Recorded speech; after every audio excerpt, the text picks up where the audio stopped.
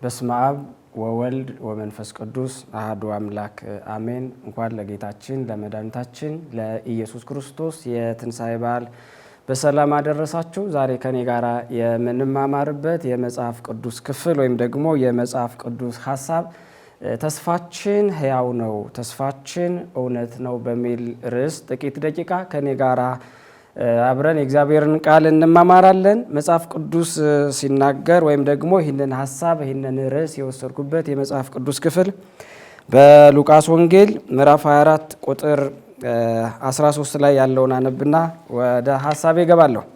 መጽሐፉ ሲናገር እንደዚህ ይላል። እነሆም ከእነርሱ ሁለቱ በዚያ ቀን ከኢየሩሳሌም 60 ምዕራፍ ያህል ወደሚርቅ ኤማሆስ ወደሚባል መንደር ይሄዱ ነበር። ለዚህም ስለሆነው ነገር ሁሉ እርስ በርሳቸው ይነጋገሩ ነበር። ሲነጋገሩና ሲመራመሩም ኢየሱስ ራሱ ቀርቦ ከእነርሱ ጋር ይሄድ ነበረ። ነገር ግን እንዳያውቁት ዓይኖቻቸው ተይዞ ነበር። እርሱም እየጠወለጋችሁ ስትሄዱ እርስ በርሳችሁ የምትነጋገሯቸው እነዚህ ነገሮች ምንድናቸው? አላቸው። ቀለዮጳ የሚባለውም አንዱ መልሶ አንተ በኢየሩሳሌም እንግዳ ሆነ ለብቻ ትኖራለህን? በእነዚህ ቀኖች በኢየሩሳሌም የሆነውን ነገር አታውቅምን? አለው። እርሱም ይህ ምንድን ነው? አላቸው። እነርሱም እንዲህ አሉት፣ በእግዚአብሔርና በሕዝቡ ሁሉ ፊት በሥራና በቃል ብርቱ ነቢይ ስለነበረው ስለ ናዝሬቱ ስለ ኢየሱስ እርሱንም የካህናት አለቆችና መኳንንቶቻችን ለሞት ፍርድ እንዴት አሳልፈው እንደሰጡትና እንደሰቀሉት ነው። እኛ ግን እስራኤልን እንዲቤዥ ያለው እርሱ እንደሆነ ተስፋ አድርገን ነበር። ደግሞም ከዚህ ሁሉ ነገር ይህ ከሆነ ዛሬ 3ኛ ቀኑ ነው። ደግሞም ከኛ ውስጥ ማልደው ከመቃብሩ ዘንድ የነበሩት አንዳንድ ሴቶች አስገረሙን። ሥጋውንም ባጡ ጊዜ ሕያው ነው የሚሉ የመላእክትን ራእይ ደግሞ አየን ሲሉ መጥተን ነበር። ከእኛም ጋር ከነበሩት ወደ መቃብር ሄደው 3 ሴቶች እንደተናገሩ ሆኖ አገኙት። እርሱን ግን አላዩትም ነበር። ተስፋችን ሕያው ነው። ተስፋችን ሕያው ነው። ኢየሱስ ክርስቶስ ከሙታን በተነሳበት በዚያውኑ ቀን እሁድ ዕለት ደቀ መዛሙርቱ በኤማሆስ መንደር ወደሚገኘው ቤታቸው ይጓዙ ነበር። እነርሱም የቂጣን በዓል ለማክበር ኢየሩሳሌም ሄደው ከኢየሩሳሌም ወደ ቤታቸው በሚመላለሱበት ወይ በሚመለሱበት ጊዜ እርስ በርሳቸው ይነጋገሩ ነበር። እርስ በርሳቸው ይጨዋወቱ ነበር። እርስ በርሳቸው ያወሩ ነበር። ስለምንድን ነው የሚያወሩት? ስለምንድን ነው የሚነጋገሩት ካልን መጽሐፉን እንዳየነው አሁን እንዳነበብ ነው። በእነዚህ 3 ቀናት ውስጥ ስለተከናወነው ነገር ያወራሉ። ሁለቱ ነው እያወሩ እየተነጋገሩ በሚሄዱበት ጊዜ ግን ድንገት በመካከላቸው 3ኛ ሰው ተገኘ። 3ኛ ሰው አብሯቸው መጓዝ ጀመረ። አብሯቸው መንገዱን መጓዝ ጀመረ። ይህም ስለ ሰዎች ልጆች በመስቀል ላይ የተሰቀለው ሞትን ድል አድርጎ የተነሳው የእግዚአብሔር ልጅ ኢየሱስ እነርሱ እያወሩ እየሄዱ እነርሱ ጠውልገው እያለ በመካከላቸው አብሮ መጓዝ አብሮ መሄድ የሚናገሩትንም ደግሞ መስማት ጀመረ። ነገር ግን ኢየሱስ ከሙታን ከተነሳ በኋላ መንፈሳዊና ዘላለማዊ አካል ስለለበሰ ሊያውቁት አልቻሉ። ኢየሱስ ከሙታን ከተነሳ በኋላ ድሮ የሚያውቁት ማንነት አይደለም፣ ሌላ መንፈሳዊ አካል ለብሷል፣ ሌላ ሰማያዊ አካል ለብሷል።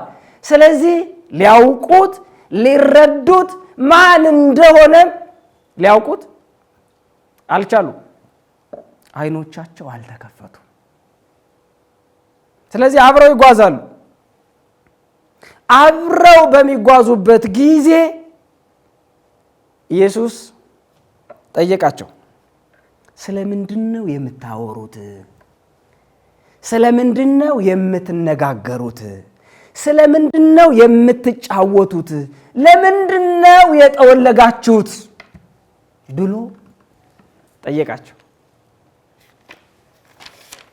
በነገራችን ላይ ኢየሱስ ደቀ መዛሙርቱን ብዙ ጊዜ ያስተምራቸው የነበረው ጥያቄ በመጠየቅ ነው። እነርሱም ኢየሱስ ሲጠይቃቸው ምን አሉ? አንተ ለከተማው እንግዳ ነህ ወይ?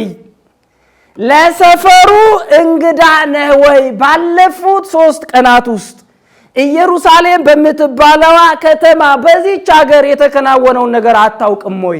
እንዴት ትጠይቀናለህ? እኮ ሀገር ያወቀው ሕዝቡ ዘንድ የደረሰ ነው እኛ የምንጨዋወተው እኛ የምናወራው የጠወለግንበት ነገር ምንድነው አሉት። ምንድነው አላቸው። እርሱንም አሉት ባለፉት ቀናት በሰውና በእግዚአብሔር ዘንድ በስራና በቃል ብርቱ የሆነ ነቢይ ነበረ። በሰውም በእግዚአብሔርም ዘንድ አንደኛ በቃል ሁለተኛ በስራ ብርቱ የሆነ ነቢይ ነበረ። እርሱን አለቆቻችን ሰቅለው ገደሉት። እያወራን እየተጫወትን የምንሄደው ስለዚህ ጉዳይ ነው። እስራኤልን ይቤዣል ብለን ተስፋ ስላደረግ ነው። እስራኤልን ነፃ ያወጣል ብለን ተስፋ ስላደረግ ነው። እስራኤልን ይታደጋል ብለን ስለተከተል ነው። ነገር ግን አለቆቻችን መስቀል ላይ ሰቅለው ስለገደሉት ስለ ኢየሱስ ነው የምናወራው። ስለማን ነው የምናወራው? ስለ ኢየሱስ። ተስፋ አድርገን ነበር የጠወለግንበት ተስፋችንን አለቆቻችን ስለገደሉብን። ይቤዥናል ብለን ነበር፣ ነገር ግን አለቆቻችን ፈርደው መስቀል ላይ ገደሉብን እና ያጠወለገን ተስፋችን ስለሞተ ነው። ተስፋችን ስለተሰቀለ ነው። አለቆቻችን ተስፋችን መስቀል ላይ ስላስቀሩብን ነው። ያጠወለገን ይሄ ነው። ያዘነው በዚህ ነው አሉት። ተስፋችን ያው ነው። መስቀል ላይ አልቀረም። መቃብር ላይ አልቀረም። ሞትን ድል አድርጎ ተነስቷል። እንደተናገረ ተነስቷል እና የጠወለግንበት ምክንያት ይህ ነው። ተስፋችን ስለሞተ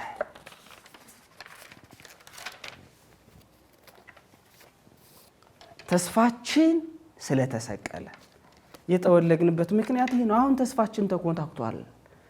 አሁን ጠውልገናል። አሁን አዝነናል። አለቆቻችን ተስፋ ያደረግነውን አስቀርተውብናል፣ ገድለውብናል።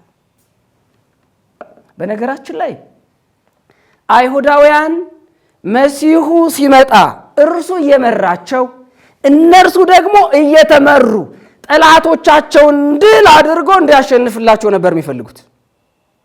በመስቀል ላይ ተሰቅሎ ሞቶ ያድነናል ብለው አስበው አያውቁም፣ ተረድተውም አያውቁም። የተላለፉት እዚህ ላይ ነው። እነሱ መሲሁን የሚጠብቁት እርሱ ከፊት ሆኖ ሕዝቡን አስከትሎ ጦር ሰራዊት አሰልፎ ጠላቶቻቸውን ድባቅ መትቶላቸው ጠላቶቻቸውን አሸንፎላቸው እነርሱ በድል አብረውት ሊከተሉ አብረውት ሊጓዙ ነው የሚያስቡት የሚመኙት።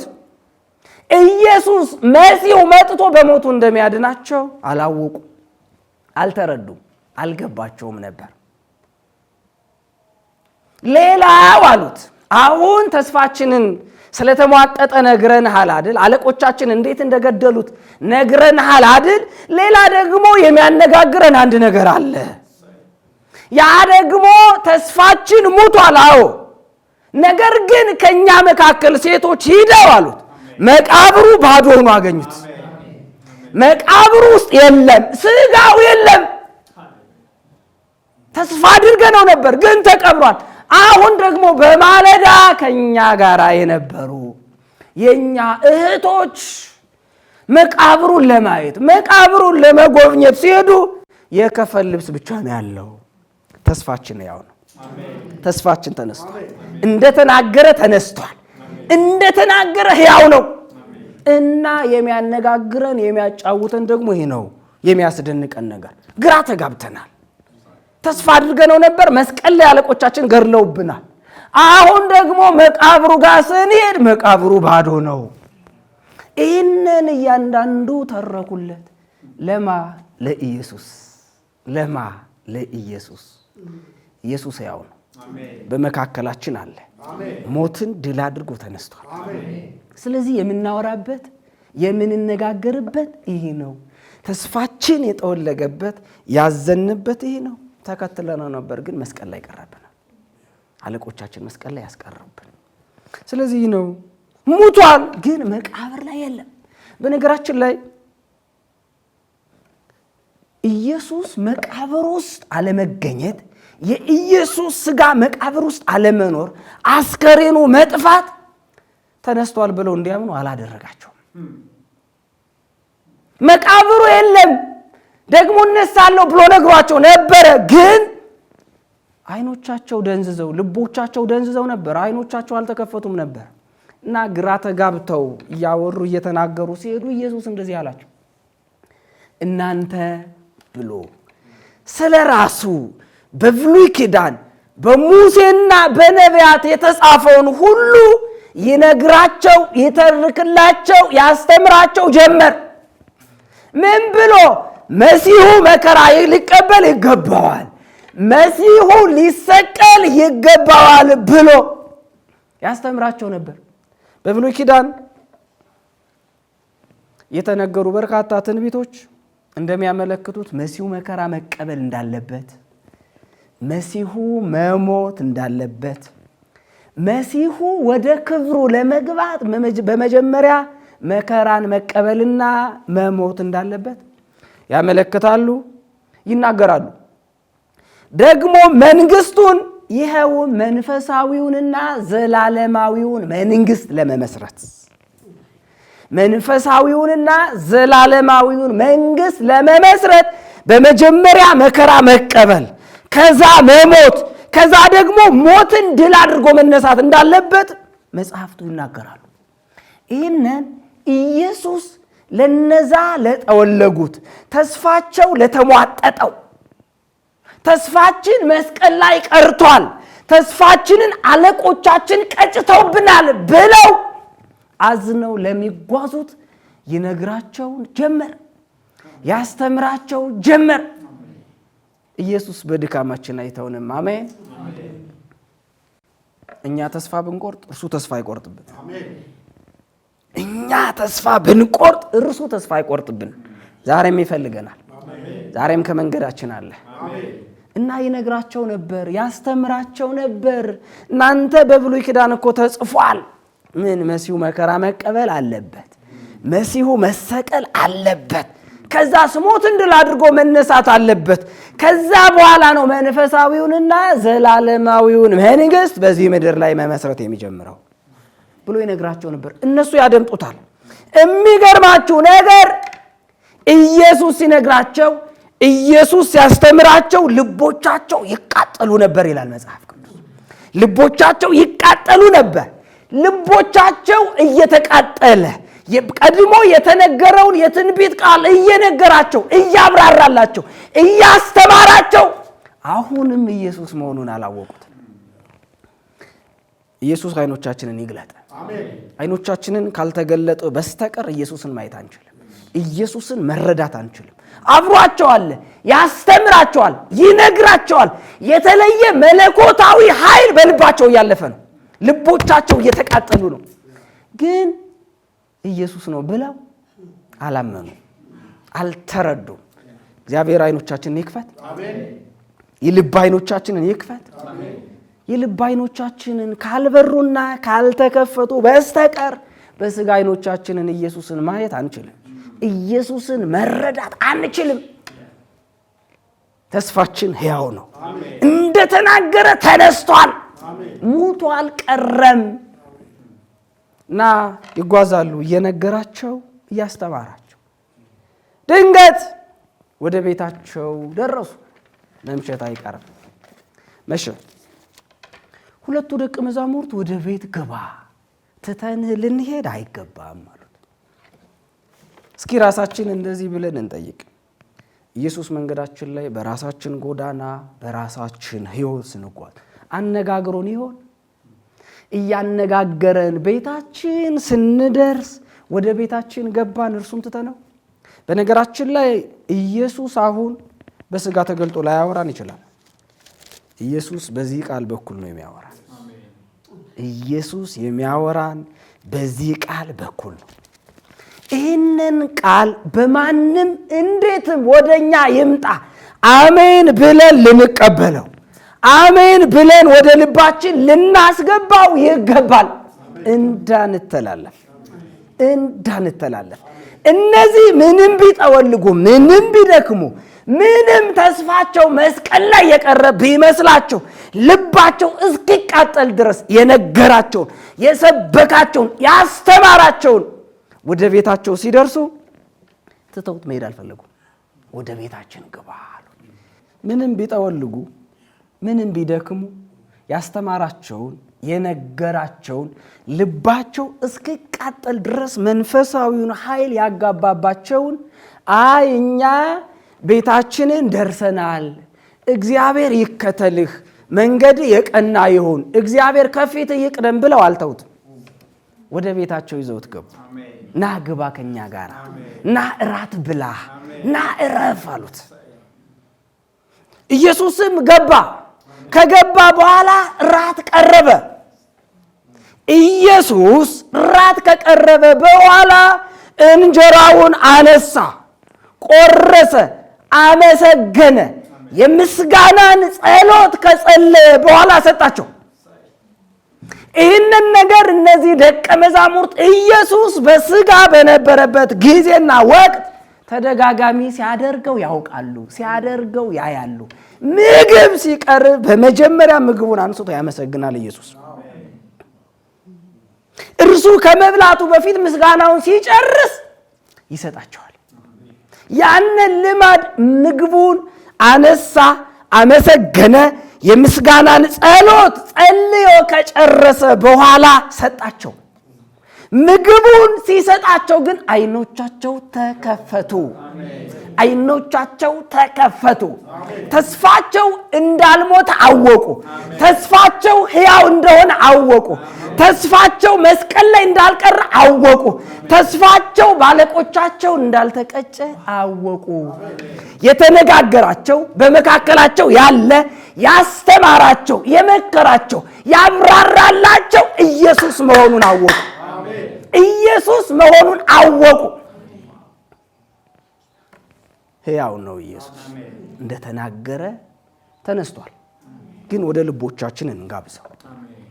በነገራችን ላይ ከተገለጠላቸው፣ ካወቁት፣ ከተረዱት በኋላ ኢየሱስ ተሰወረ፣ ሄደ። ምን አለ? ተሰወረ፣ ሄደ። እነርሱ እንዲህ ማለት ጀምሩ። ለካ ልባችን ሲቃጠል የነበረ፣ ሲነግረን ልባችን ሲነድ የነበረ የሰው ቃል ለካ አይደለም፣ የመለኮት ቃል ስለሆነ ነው። መለኮት ራሱ ሲያወራን ስለነበረ ነው አሉ። በነገራችን ላይ ሲገለጥላቸው ምሽት ነው፣ ሲገለጥላቸው መሽቷል፣ ራት እየበሉ ነው። ከተገለጠላቸው በኋላ ግን ኢየሱስ እንደተነሳ ካወቁ ካረጋገጡ በኋላ ግን ቤታቸው አልተቀመጡ፣ ተነስተው ወደ ወንድሞቻቸው ሄዱ። ይህንን ተስፋ የሚጠብቁ አሉ። እንደነሱ የጠወለጉ ያዘኑ ስላሉ ይህ የምስራች መነገር አለበት። ይህ የምስራች ለወንድሞቻችን ያስፈልጋል አሉ። ስለዚህ ሂደን ልነግራቸው ይገባል አሉ። ባይዘው ጨለማው አላገዳቸውም፣ ሌሊቱ አላገዳቸውም። ትንሣኤውን ይዘን አንቀመጥም አሉ። ትንሣኤውን ይዘን አንተኛም። ይሄ ትንሣኤ ለወንድሞቻችን ያስፈልጋል።